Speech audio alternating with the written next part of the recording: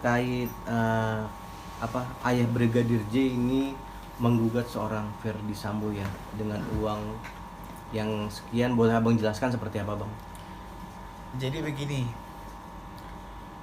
kita memperkarakan atau menggugat Irjen Ferdy Sambo, Ibu Putri Chandrawati, Barada Richard Eliezer, kemudian Kuat Ma'ruf maupun Barada Richard Eliezer ya, terkait dengan perbuatan mereka, di mana mereka mengambil uang Joshua, yaitu diambil 200 juta dari rekeningnya, padahal Joshua sudah mati. Berapa besar uang yang diambil? Ialah 200 juta rupiah, tanggal 11 Juli 2022 ya, diambil 200 juta. Itu tercatat dan sudah kita buktikan, dan ada rekeningnya dari Bank BNI cabang Bogor. Itu pertama, diambil 200 juta. Kemudian selain diambil uangnya 200 juta, pin emasnya juga diambil. Pin emas ini nilainya gak ternilai itu, walaupun 10 gram. Karena pin emas itu pemberian Kapolri, karena dia terbaik di angkatannya. Terbaik di angkatannya itu kan gak ternilai, tidak ada harganya itu. Kemudian diberikan oleh Kapolri kepada dia, kemudian dicuri juga oleh mereka. Yang ketiga, dia kan punya handphone 3 unit, kemudian dia punya laptop, dia punya data-data semua di situ, data-data keluarga, dicuri juga, tidak kembali sampai dengan sekarang. Yang keempat, pakaian dia pada saat ditembak kan hilang, dan pakaian-pakaian lain sampai sekarang tidak diketahui. Oleh karena itu pantas kita menuntut ganti rugi.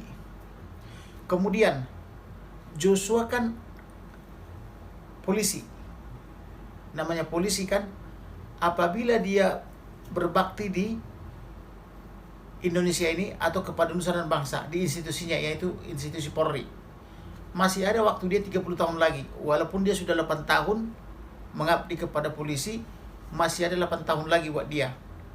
Maka bila kita hitung gajinya sekarang naik 10% kali 30, itu kurang lebih seperti itu 7,5 miliar. Kemudian Joshua ini kan punya pacar ya, dan sudah tunangan, namanya Pera.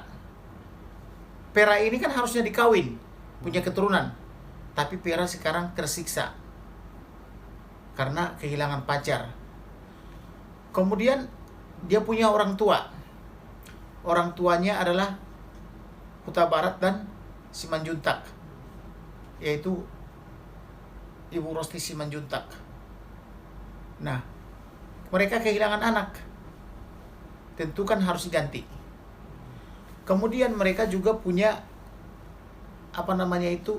permintaan kita itu tuh rumah rumah yang harus diganti rugi menjadi rumah abadi, museum, supaya tidak terjadi lagi penganiayaan kepada prajurit, khususnya kepada brigadir-brigadir gitu loh. Jangan seenaknya itu alumni Semarang menganiaya mereka, karena lebih mayoritas adalah prajurit atau sersan atau brigadir. Tetapi keberadaan mereka ini kepolisian kurang dihargai. Kebanyakan adalah jadi pesuruh-pesuruh. Oleh karena itu, agar ada pengingat bagi bangsa dan negara ini bahwa pesuruh itu juga perlu dihargai, itu biarlah itu 97 tersangka itu dibikin di situ, diabadikan, di mana Joshua menjadi korbannya. Itu kira-kira. Itulah antara lain tuntutan kita kepada negara. Maka kita gugat Kapolri. Kenapa kita gugat Kapolri? Karena Kapolres dan jajarannya berbohong, dan Joshua sempat tersangka, di mana Kapolres berpidato setengah jam dengan sangat meyakinkan semuanya kebohongan, Berasal dari mana? Berasal dari BAP polisi yang dibuat oleh Propam, diteruskan oleh penyidik dari Barreskrim Polri atau Jakarta Selatan, Polres Jakarta Selatan. Kemudian didasarkan pada hasil visum et repertum dari Mabes apa namanya itu polisi, apa namanya itu apa namanya buatan Barreskrim. bukan apa namanya itu Brimob. yang di Jakarta Timur itu loh, RSKO. RSKO Polri, Polri. rumah sakit kepolisian gitu loh kan. Iya. Kan udah dibedah dia, otaknya udah dipindah ke dada, tapi mereka berbohong. Dia bilang tembak menembak lalu mati.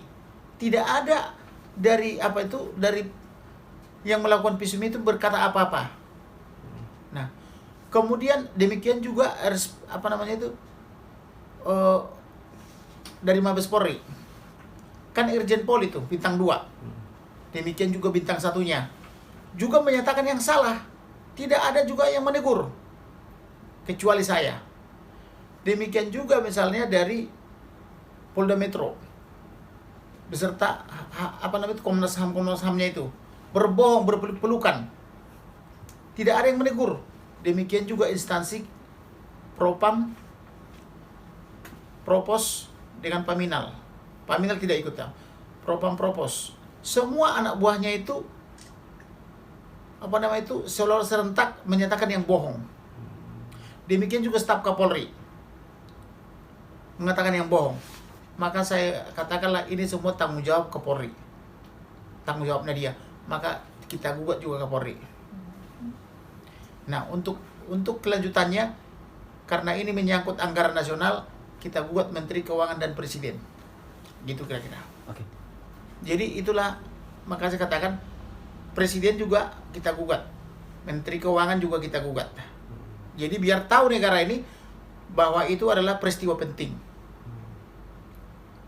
Kematian Brigadir Yosua sangat penting. Kenapa penting? Dia adalah prajurit yang sangat setia dan dia sudah sarjana hukum. Betul tidak? Pada saat meninggal Joshua itu, orang tuanya diundang. Ya. Waktu itu saya kirim orang tuanya, karena saya sibuk ke Sumatera, kita kirim juga Irma Huta Barat. Mereka dianugerahi, bapaknya yang menerima anugerah itu. Sarjana hukum loh dia. Jadi orang seperti Joshua ini adalah orang yang hebat. Dan keluarga Joshua ini adalah orang yang sangat hebat. Mereka semua pegawai negeri. Kakak Joshua di kementerian, Brigadir Joshua di kepolisian. Adiknya lagi satu lagi juga begitu. Adiknya satu lagi juga di kepolisian. Jadi itu keluarga yang sangat luar biasa. Tapi bagaimana hidup mereka? Hidupnya persis di kandang ayam. Persis. Mereka hidup sederhana. Berapa puluh tahun ibunya nganggur apa tuh? Honorer. Jadi guru yang gak bayarnya berapa itu? 300 ribu. Ya. Itu pengabdian loh. Jangan dikira hanya Jokowi yang jadi pahlawan atau yang lain. Semua pahlawan orang ini. Itu juga harus dipertimbangkan. Jadi karena mereka melapor di selatan, ternyata harus diperiksa-periksa, maka dicabut laporannya. Sudahlah, kita bikin aja gugatan. Digugatlah seluruhnya gitu loh. Supaya melalui gugatan itu terhimpunlah semua kerugian-kerugiannya itu. Termasuk juga kerugian yang saya tanggung dulu. Walaupun tidak saya minta. Saya tidak minta nih. Bagaimana dulu saya tanggung 12 orang pergi ke sana, pengacara ya. Bagaimana 12 orang dari sana, saksi-saksi dibawa ke Jakarta. Itu mondar-mandir kan, tambah uang makannya dan sebagainya. Itu kurang lebih makan biaya juga kan. Dia bilang, oke lah, satu kali lagi situ aman gitu loh. Kali-kali aja pemerintah terketuk hatinya. Bang, terakhir bang, dari saya. Orang-orang bertanya-tanya tentang Pinmas. Nah, Pinmas itu kata abang tadi kan berarti apa prestasi dari seorang Iya dong. brigadir ya. Apakah memang seperti itu bang? Yang Iya. juga sangat diperjuangkan oleh sang ayah. Iya betul. Itu Pinmas itu 10 gram. Kalau 10 gram kalau kita hitung misalnya katakanlah itu cuma berapa juta, 1 gram berapa juta gitu kan. Tapi kita tidak melihat ke situ. Itu betapa bangganya dia sampai dia memperoleh pin emas, diberikan Kapolri buat dia.